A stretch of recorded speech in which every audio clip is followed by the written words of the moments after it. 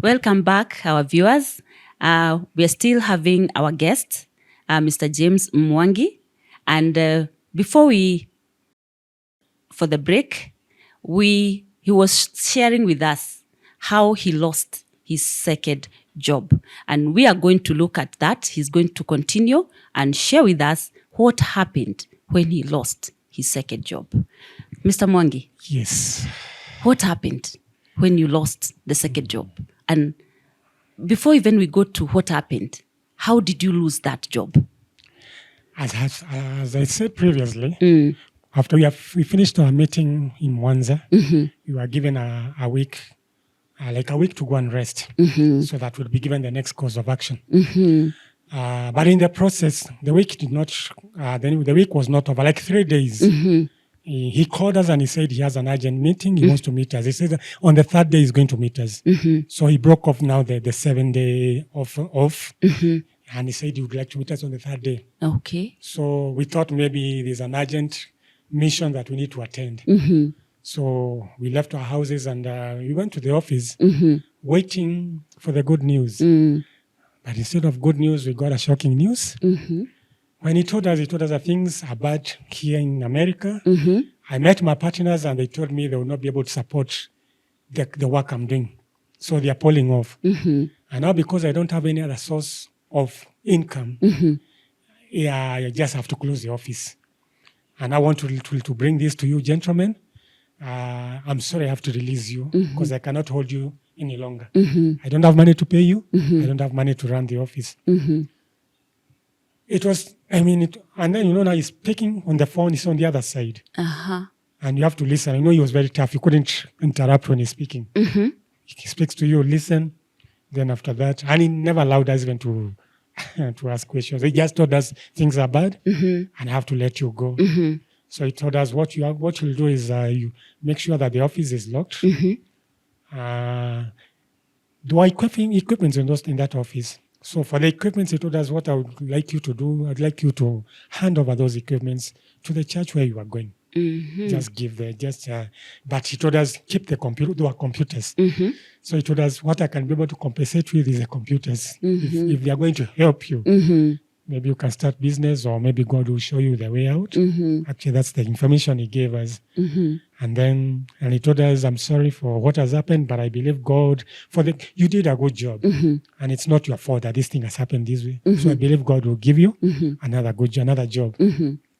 So for us, it was shocking. We didn't know how to behave. We didn't know even how we are going to ask questions because you have been dumped with information. Now the job is gone just like that. And after that, the phone went off. So we were left there now looking in the ceiling and wondering, did we hear correctly or what has happened? But that is the truth at the end of the day. Okay, it was too much for us. And that's what I'm saying, like God, he kind of put me in a safe mode because it was shocking, but the reality didn't hit me immediately. And I thought it was a serious joke. I still expected that he's going to call back again and say, I'm sorry, it was just a mistake. We are coming back to her. But he has finished and he's gone. So we were left there wondering what next.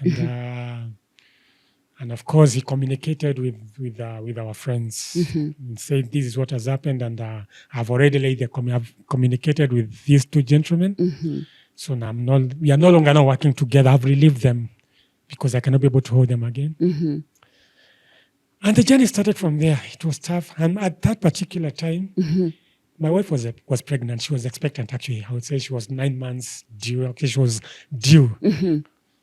And my young son, who is an adult now, that time is the time he was supposed now to get to class 1.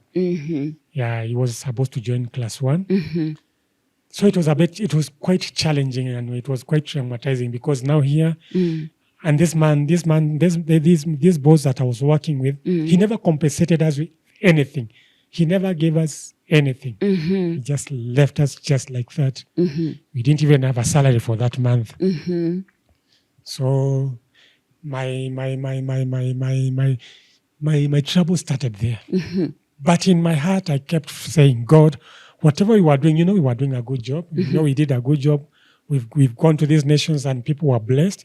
So in me, I believed that God was going to open another. It's just another door that has been closed. God is going to open another door. So I stuck with my faith, knowing that very soon, before even I can think or imagine, something else will come up. So I clung to that faith. It was tough because, number one, I was not living in my own home. I mean, at home.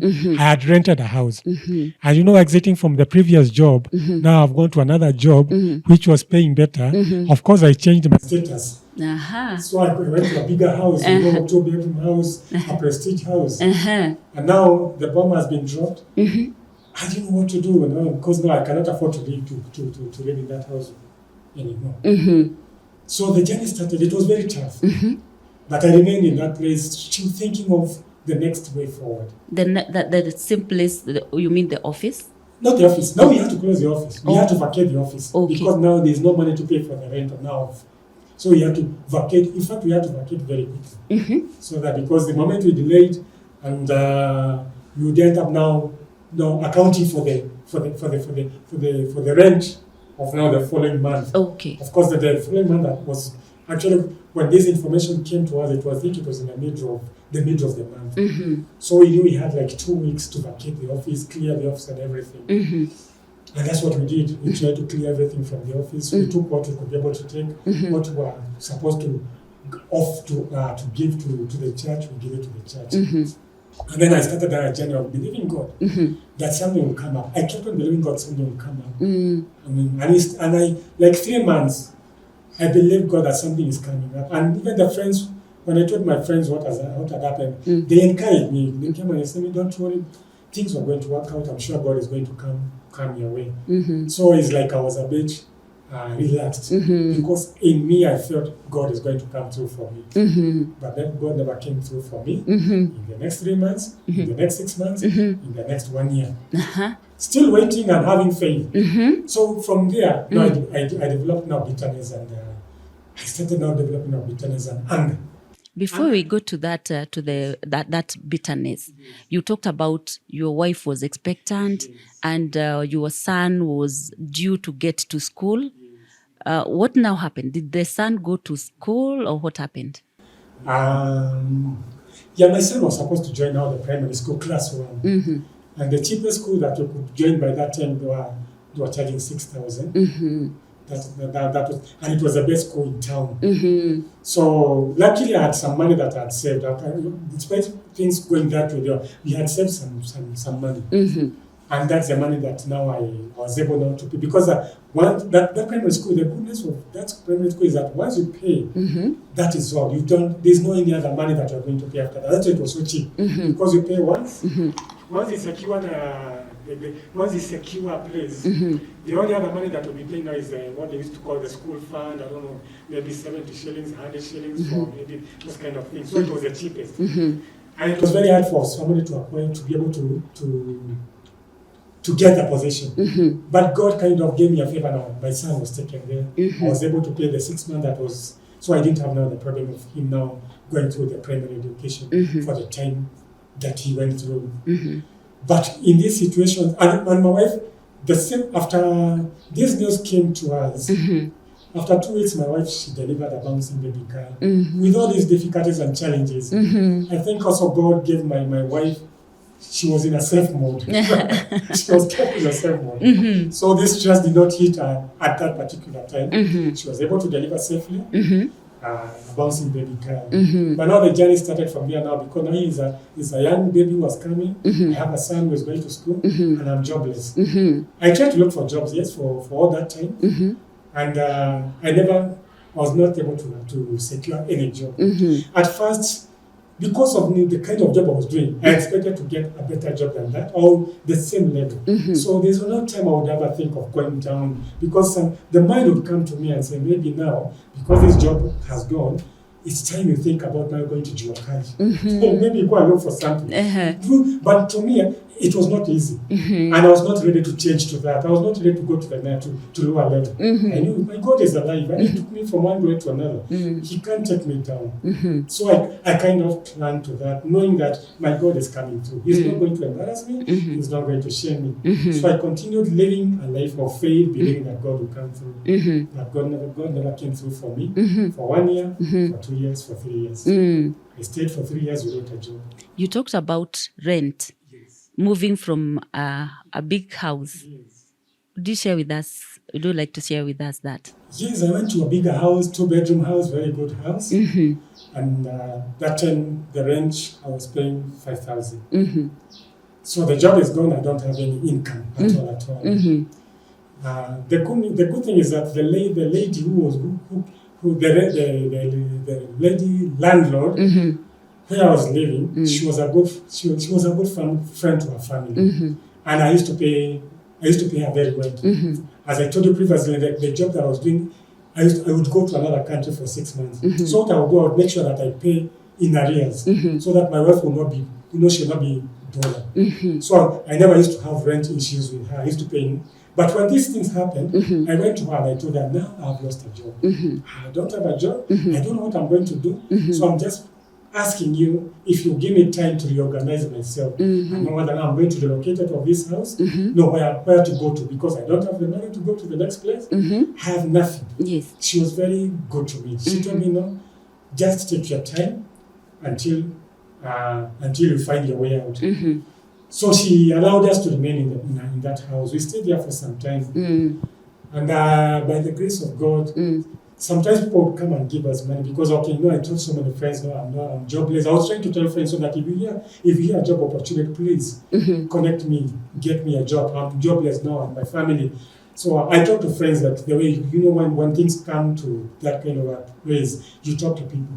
I try to reach to people. But after 1 year, nothing was happening. And that's when I started developing. I developed a bitterness. I felt bitter. I felt bitter with God, and I felt bitter with people, because to me, it's like people don't want to help me. It's like when I talk to people, they are not taking me seriously. They are not seeing like I'm being real. They had known me with the life that I was living there. So they are telling me, they say, no, this cannot happen. No, this is not true. So it's like they were not taking me seriously. And that made me to become angry. Angry with people. I became even angry with God. Okay. And I reached a place. I used to go to church. I stopped going to church. Okay. I said, I'm not, because God is like He doesn't care. People like they don't care. So I stopped going to church. And I stayed in the house. Because I was praying. I was praying to God and I was believing. In my church, I was taught about believing God and making steps of faith and declarations, and I made all these things. I repented anything that I knew and that I didn't know, so that God would come through for me. I said, God, if whatever I was doing in the previous job, if there's a place I failed, forgive me. Now give me a job. Now this is 1 year. That is 1 year. Yes. How long did you stay without a job? I stayed for 3 years. 3 years. I stayed for 3 years. I could not understand what was happening because I reached a place where now I said maybe I have pride. Maybe I'm having pride. I don't want to do these manual jobs. Okay. So I was humble to a point. I said, now I'm going to look for a manual job. Even is going to dig in the shadow. I remember one time I approached a certain lady friend. I told her, today, I want to give me a job in the shadow. And she laughed at me and she told me. We'll take a small break. Yes. And we'll continue on part 3 of this, and you'll tell us what happened in these 3 years that you did not have a job and what was happening in your life. Viewers, we are coming back very, very shortly in our 3rd part of this very involving, very interesting, and a session where we are learning a lot. And we're coming back on our part 3 to see what happened within the 3 years. Stay tuned.